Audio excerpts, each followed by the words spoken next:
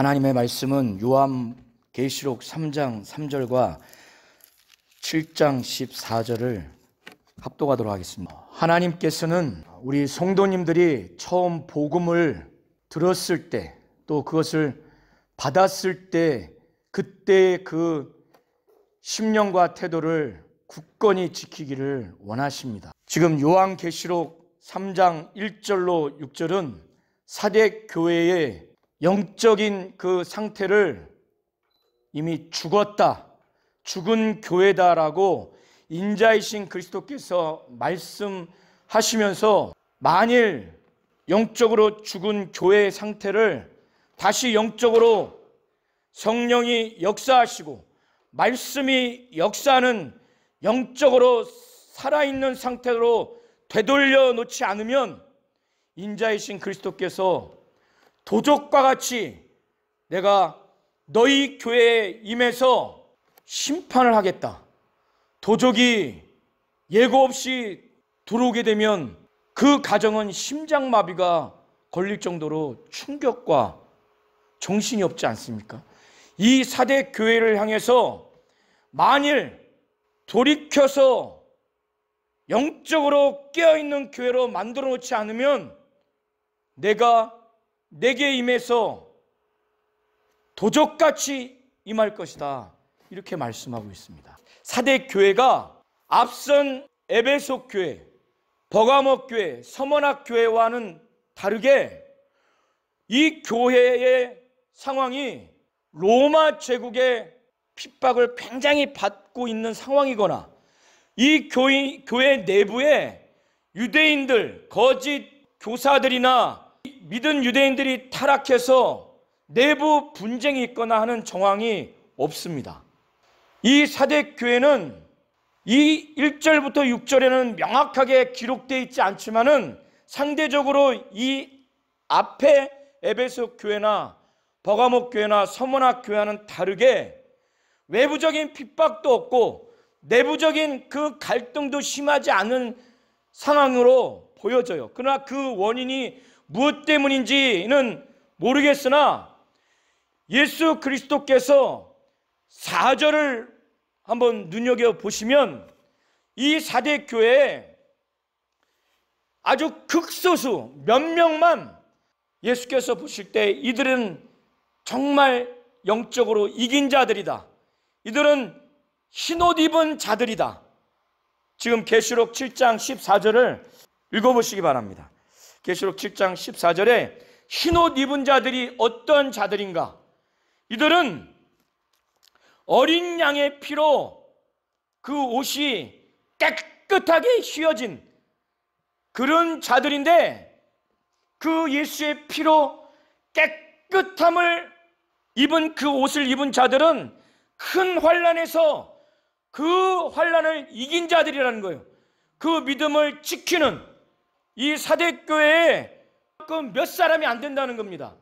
그러면 이들이 외부적인 핍박과 내부적인 갈등은 없을지라도 이 사대교회가 있는 지역은 공통적으로 모든 교회와 똑같이 소아시아 지역은 우상을 숭배하거나 황제를 숭배하는 그 핍박, 그 경제적인 불이익을 당하는 것이 기본적으로 있습니다. 그런데 이들이 이런 것이 없다고 하는 것은 대충 절충했거나 대충 그 이교도의 문화에 어느 선에 그냥 합의를 했거나 절충적으로 했기 때문에 이런 핍박이 없거나 내부적인 갈등이 없을 가능성이 높습니다. 명확히 나오지는 않았지만 만약에 그거를 극렬하게 정했다면 앞선 교회처럼 엄청난 핍박이 있을 텐데, 이 교회는 그런 교회가 없고 반대로 몇 사람만, 인자이신 그리스도가 볼 때 몇 사람만 내가 볼 때 합당한 자다, 그 몇 사람만 흰옷 입을 만한 이긴 영적 생활 한 사람이고, 내가 그 몇 사람만 내가 함께 다니겠다. 7장 14절을 다시 한번 합독하시겠습니다. 흰옷 입은 자가 어떠한 자인지, 사대교회에 몇 사람만 흰옷 입기에 합당한 이긴 자라는 거예요. 흰옷 입어서 어린 양의 피에 그 옷을 씻어 희게 한 자들은 큰 환난에서 나온 자들이라는 거예요. 이런 자들이 영적으로, 나중에 영적으로 이들만이 어린 양의 피로 깨끗이 씻음을 받아서 그 희게 된 그 옷을 입는 자들이라는 거예요. 그런데 사대교회는 그 옷을 더럽히지 아니한 자, 4절에, 3장 4절에 그 옷을 더럽히지 아니한 자 몇 명이 그 교회에 있다는 겁니다. 그 흰옷을 입고 나와 함께 다닐 것이다, 다니리니. 왜 그들만, 그 몇 사람만 나와 함께 다니느냐? 그들만이 내가 볼 때 합당한 자라는 거예요. 그런데 이 사대교회가 이런 외부적인 핍박이 없고 내부적인 갈등이 없다는 것은 그만큼 핍박을 받지 않는다는 거예요. 핍박을 받지 않는다는 것은 복음으로 인한 환난을 겪지 않는다는 거예요. 이 복음으로 인한 환난을 겪은 자들이 많다면은 예수께서 그 옷이 더럽히지 아니하고 7장 14절에 말한 것처럼 큰 환난에서 나온 무리들이 어린 양의 피로 그 옷이 깨끗하게 져서 흰옷을 입는 자들이 많을 텐데 그 옷 입는 자들이 몇 명이 안 된다는 거예요. 환난을, 그 엄청난 환난을 겪는 자들이 사대교회에 몇 명이 안 된다는 거예요.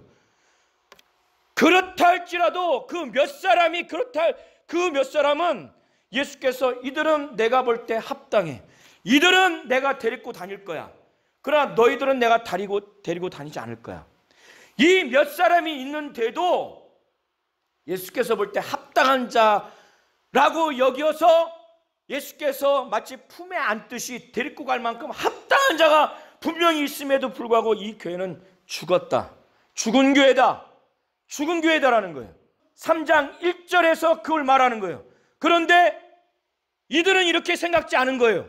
그리고 다른 교회 사람들도 이 사대교회를 볼 때 살아있는 교회, 살아있다고 하는 이름을 가진 자들이다, 살아있는 교회다.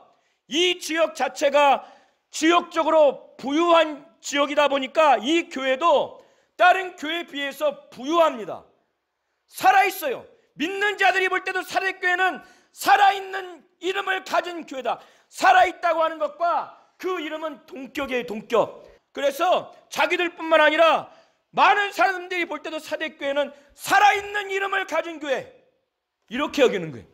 사람들이 볼 때 살아있다. 지금도 다수의 그리스도인들이 어느 교회가 살아있다, 야, 저 교회 살아있다 라고 했을 때 그 보여지고 느껴지고 하는 공통적인 게 있지 않습니까? 예배 인원도 한 사람도 안 나와, 찬양 소리도 다 죽어있어. 그러면 사람들이 볼 때 저 교회는, 저 예배는 살아있는 예배가 아니야, 살아있는 교회가 아니야, 이렇게 생각하지 않겠습니까? 그런데 사대교회는 그게 아니라는 거예요. 사람들이 볼 때, 자기들이 볼 때도 살아있는 이름을 가진 교회, 그래서 전부 다 살아있는 교회, 이렇게 했는데 인자이신 그리스도는 정확히 본 거예요. 내가 내 행위를 아는데 넌 죽었어.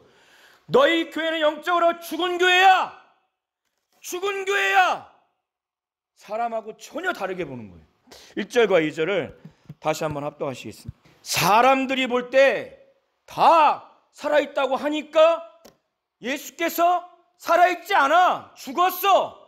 만약에 그들도, 주변 교회들도 죽었는데 우리 교회는 죽었어, 어떻게 죽었어 했으면 예수께서 이미 알고 있는 바를 얘기하지 않았을 거예요. 근데 전혀 반대로 생각하니까 다른 사람들도 우리 사대교회를 살아있는 교회, 살아있는 이름을 가진 교회라고 하니까 예수께서는 어림없는 소리 하고 있네, 내가 니네들의 행위를 다 알고 있는데 죽은 교회야, 죽었어. 몇 사람만 빼고. 우리가 소돔과 고모라 볼 때 의인 10명 있으면 망하지 않는다고 했는데 예레미야 시대에 의인 한 사람만 있으면 망하지 않는다는데 전부 다 망했거든요.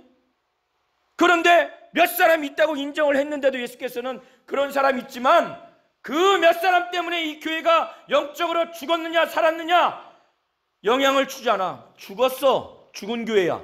그러면서 예수께서 말씀하시기를 2절 후반부에 보면 하나님 앞에 너희 교회의 행위에 온전한 것을 내가 단 하나도 찾을 수가 없어. 찾을 수가 없으니까 이 예수께서는 만약에 이 교회가 지금 죽은 교회인데 살려놓지 않으면 내가 도적같이 내가 임하겠다. 예수께서 만약에 이 교회를 살려놓지 않으면 예수께서 그렇게 임하시겠다는 거예요. 그때 그렇게 형벌을 알고 예수님이 이런 형벌을 갖고 올 거다. 일주일 후에, 그래서 하루 지나니까 6일 전이네, 5일 전이네, 예고해도 들어올 텐데 예고하지 않고 교회 살려놓지 않으면, 그때에 말씀하시기를 왜 이 교회가 죽었느냐? 사람 보기에는 살아있는 것 같고, 기도하는 것 같고, 예배하는 것 같고, 전도하는 것 같고, 영혼들 섬기는 것 같고, 정말 활기 있고 역동적 있고 하는 것 같은데, 인자이신 그리스도가 볼 때는 영적 실상을 보니까 죽었다는 거예요. 그게 뭐냐면 하나님 앞에 행위가 온전한 게 단 하나도 없다는 겁니다. 3절을 한번 읽도록 하겠습니다. 3절을 보시면서, 그래서 다시 일깨워라. 지금 2절에 보면 너는 일깨워 그나마 지금 남은 바 죽게 된 것을 죽도록 내버려 두지 말고 그거를 강하게 하라는 거예요. 2절에 전반부에 보시면 너는 일깨워, 너는이라고 하는 것은 이 7별, 이 7교회의 사자, 그게 천사인지 그 교회를 담당하는 천사인지 그 교회를 대표하는 영적 지도단지는 해석이 분분하나, 어쨌든 그 교회에 역할을 할 수 있는 그 사자에게 이 말씀을 전하면서 너는 네 사대교회에 지금 계속 죽어가고 있는데 남은 바 죽게 된 것을 굳게 하라는 거예요. 그 나머지 사람들이 죽지 않도록, 영적으로 죽지 않도록 강하게 하라는 거예요. 사람이 신장이든 간이든 암이 걸려서 이제 죽어가잖아요. 이거 어떻게든지 살리려고 하듯이 이 교회를 향해서 그렇게 하라고 하는 겁니다. 예수께서는 이 사대교회를 살리고자 하는 마음이 있는 거예요. 이 사대교회를 어떻게 하든지 살리려고 하는 마음이 있는 거예요. 살릴 수 있는 방법도 사람에게 있지 않냐고. 예수는 정확히 어디서 죽었는가, 이 교회가 이렇게 영적으로 죽었는지, 이렇게 죽게 됐는지, 사두개도 처음에는 엄청나게 성령이 역사하시고 말씀이 역사하고 영력과 영감이 충만하고 막 생명이 충만했을 겁니다. 그러나 이것이 어느 순간에 이 교회가 행사는 많고 뭔가 체계적이고 조직적이고 사람들이 볼 때 살았다고 하니까 사람들이 볼 때 살았다고 하는 요소가 충만했을 거 아닌가요? 그런데 이게 처음과 다르게 영적으로 죽어간 거예요. 기도를 해도 예배를 해도 죽은 교회가 된 거예요. 이게 어떻게 이렇게 됐을까? 사람의 판단과 사람이 보는 것과 예수님이 보는 거가 이렇게 차이가 날 수가 있을까? 차이가 난다는 겁니다. 그래서 예수께서는 이 살릴 수 있는 방법을 아는 거예요. 이 교회를 살릴 수 있는 분은 예수 한 분인 거예요. 그 예수의 교회가 지금 죽었다, 영적으로 죽었다, 이 판단조차도 안 받아들이면 심각한 상태를 느끼지 못합니다. 그걸 받아들여야 되는데 아니야, 우리 교회 살았어. 많은 사람들 그렇게 얘기를 해. 우리도 압도적으로 그런 얘기를 하고 있어. 이 세 사람은 부정적으로 얘기했을 가능성이 많아요. 이렇게 몇 사람만 큰 환란에서 이기고 예수님이 이 사람들만 합당하다, 내가 이 사람들만 데리고 다니겠다, 그럼 이 사람은 적어도 몇 사람에게는 얘기하지 않았을까? 우리 교회 이렇게 되면 안 된다, 우리 교회 이렇게 되면 안 된다. 그런데 듣지 않았을 가능성이 있을 것 같아요.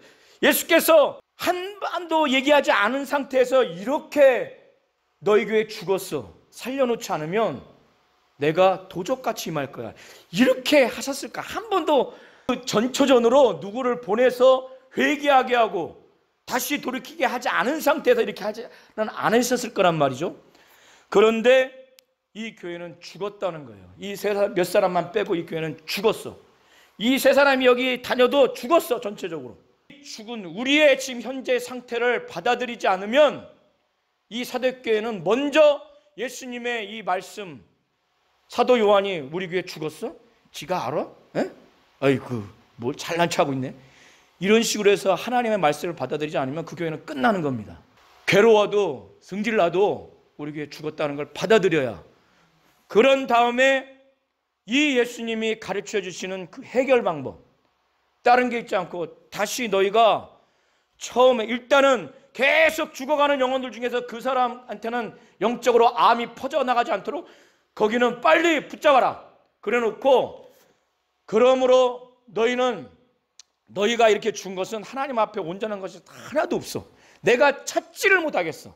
지금 2절 후반부가 그걸 말하는 겁니다. 그러면서 너희가 처음에 복음을 처음 들었을 때 간절한 마음, 갈급한 심령, 어린아이 같은 심령으로 무엇을 말하든지 그걸 그대로 들으려고, 무슨 내용이든지 내가 그거를 다 받아들이려고 하는 복음을 어떻게 내가 지금 받아들였는지를 다시 생각해라. 그리고 그걸 어떻게 내가 들었는지를 다시 생각해라. 다시 기억하라는 거예요. 그냥 어설프게 그냥 옛날 내가 좀 뜨거웠지 이렇게 하지 말고, 내가 그때 처음에 내 그 작은 예배당 공간에서 몇 사람 안 되는 그럴 때 내 눈빛에 눈물이 날 정도로 내 심령이 막 너무너무 간절해서 그 말씀을 어떻게 내가 들었고 어떻게 그것을 받아들였는지 그거를 생각하고 기억해서 그때 그 심령을 지키라는 거예요. 지키고 그때와 지금의 차이가 있는 거를 회개하라는 거예요. 만일 그렇게 하지 않으면, 그렇게 해서 네 자신을 일깨우지 않으면 내가 도적같이 말하는 겁니다.